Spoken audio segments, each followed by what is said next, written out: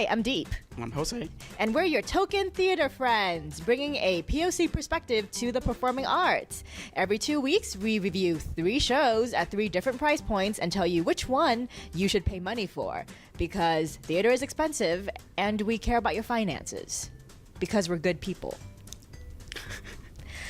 What are we talking about today? Today we're going to be talking about the revival of My Fair Lady at Lincoln Center Theater, Dance Nation at Playwrights Horizons, and Bump at Ensemble Studio Theater. I like the way you say bump. Bump.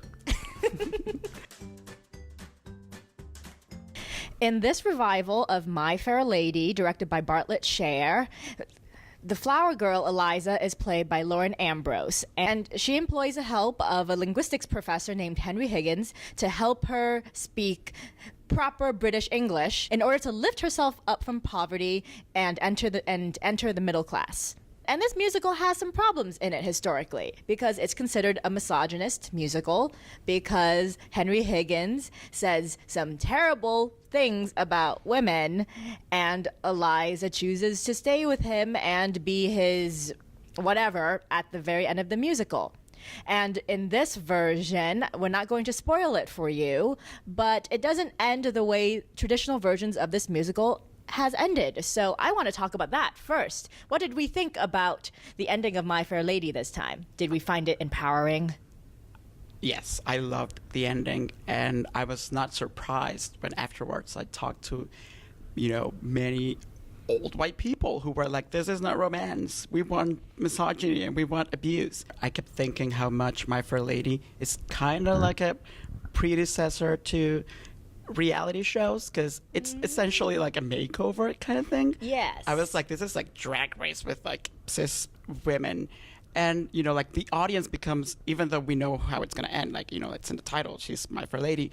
But there's something so compelling, even like voyeuristic, about just seeing this woman go through all this like changes and like even pain to become who she thinks the world wants her to be.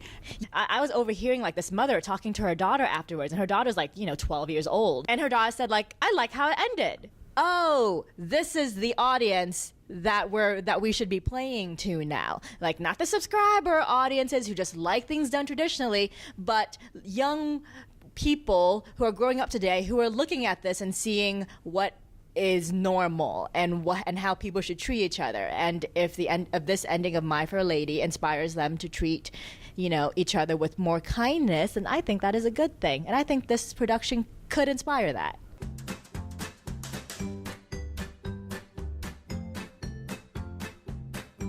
In Dance Nation by Claire Barron, a group of 13-year-old girls learn a new routine that they hope will land them the national championship dance competition.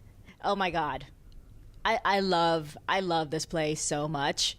Like, I've just been thinking about it. It was one of those times where I walked out of theater and I just felt like so pumped up and empowered, because this play is about 13-year-old girls, but the play is also done in a really interesting way in casting, where it's not teenage girls playing these roles. It's women of all different races and ages, and it was just so refreshing to see a group of teenage girls on stage that, one, they weren't fighting or catty with each other. Like, they were very supportive of each other, and also really struggling with, they were struggling against what society tells you like girls should be, which is like small and quiet.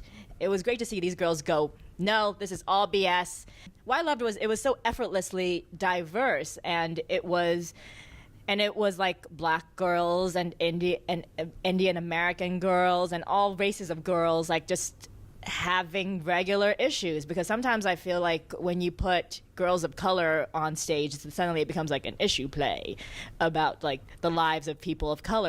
I admire the show more on like an intellectual and like aesthetic level than I did on an emotional level, because I felt, I was in awe of all there's like surreal aspects to the show, like dreamlike things. It's like a memory play in a way, and I was perhaps a little bit distracted by all like the quirky, not necessarily quirky, but I was distracted by the playwright's technique. Well, is it because like you were never a teenage girl, Jose?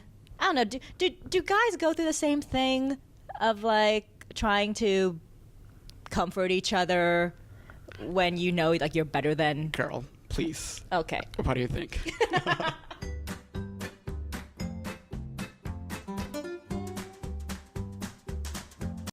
In Bump by Chiara Atik, 3 different stories from across time, all related to pregnancy, collide to turn this like really fabulous comedy about, pregnancy and how scary and beautiful and technical it can be. The show was based on a science project that Chiara found on YouTube that inspired her to get in touch with the Alfred P. Sloan Foundation and write a play revolving what this experiment is. It was like watching Ali Wong's latest comedy special, Hard Knock Wife, where it's just a matter-of-fact thing that they talk about.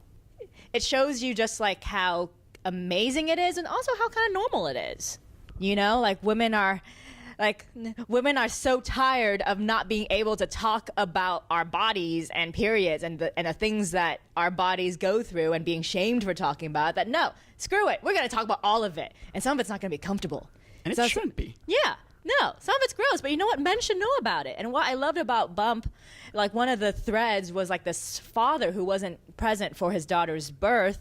Now that his daughter's having a baby, like he suddenly realizes like he wants to be a part of that and he wants to be involved. It was just so heartwarming to actually see men who didn't respond with, oh my God, gross. Yeah, like in many ways, and I do mean this as a compliment, but in many ways the play made me think of a sitcom, except a really good sitcom, like something that would be like on HBO or like Netflix, not like some like laugh track, like not like an ABC sitcom. Because it was so wonderfully structured. Like it kept going from like it was cut perfectly. It went from like scene to scene to scene, and everything like flowed so smoothly. And I really wanted to know more about the characters because the play's like, and we don't usually say this, like the play's only 80 minutes. And I was like, I could hang out with these people a little bit more. Fun fact, Jose interviewed Chiara Atik for another podcast that he does called Maximu, and they talked about wanting people to do the experiment and send them videos.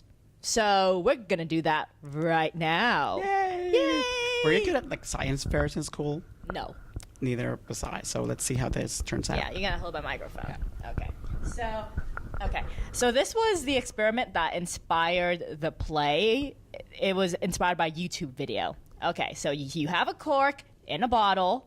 See, cork. The cork is in the bottle. Yeah, see. Now we have to get this cork out of the bottle.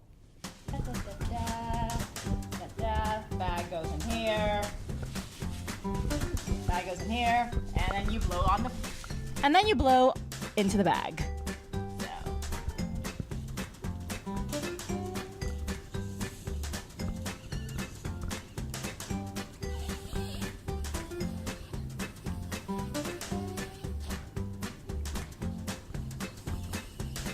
And then you pull. Yes. And then you pull. Okay, pull. Ta-da! It's like magic. It is like magic. Now pretend the cork is a baby, and that is the play. Okay, so which show would you pay money for? I would go see Bump in like a heartbeat. Like I had a blast, and it's really funny, and yeah, that would be my choice this time around. Yeah. Like, I'm surprised that I didn't pick the musical, to be honest. Yes, same. Yay! Confetti emoji. And it's only $20, so yeah, that's true. Yeah. Me, I would pick Dance Nation because I felt so good afterwards. And if you have a little girl, take her to Dance Nation, and hopefully she will feel awesome afterwards and feel like she can crush the world between her thighs. So, could you have Dance Nation all night? Heck yes, I could have. Next up, we talked to Tony nominee Eva Noblezada, last seen in New York in the revival of Miss Saigon. And we talked to her about her shows at the Green Room on 42nd, so let's check that out.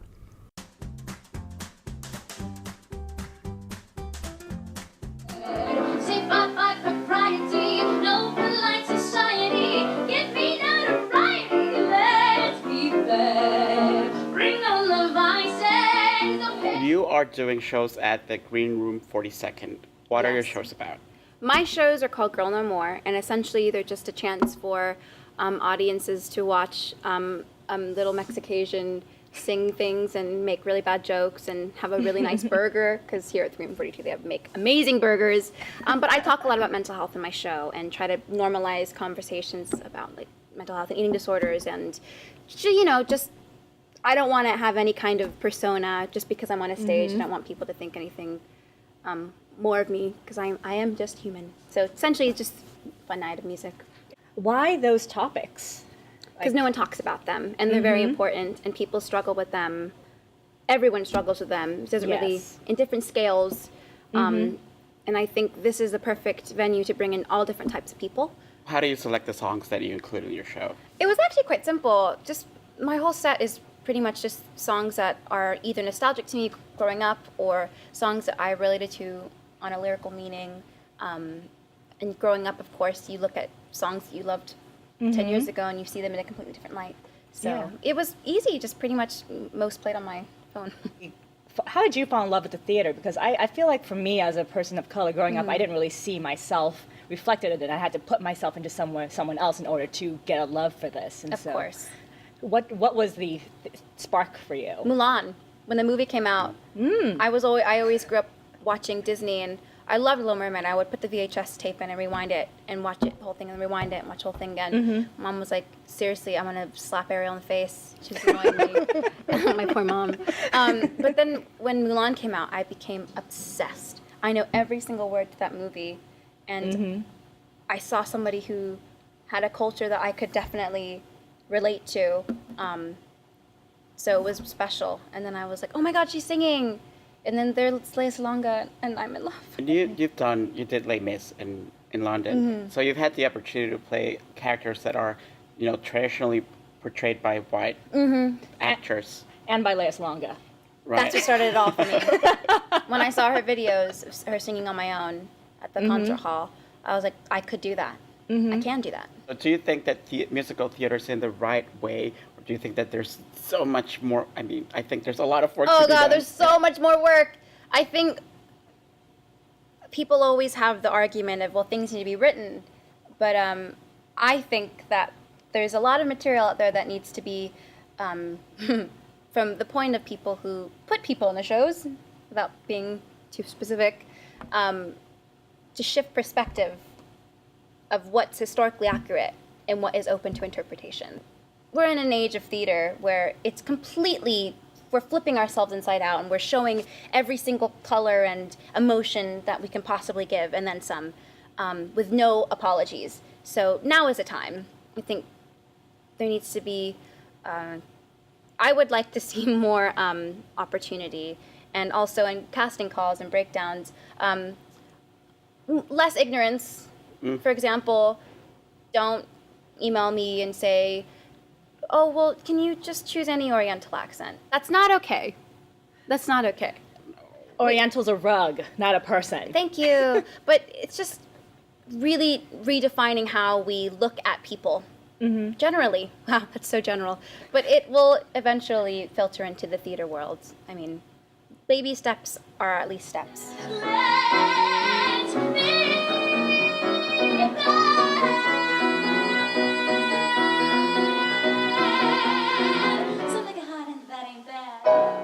So, as you can see, we're both holding microphones today because we're also recording this as a podcast. Because too many of you guys said, oh my God, I love your podcast, or can you release this as an audio-only podcast? So, here you go, people.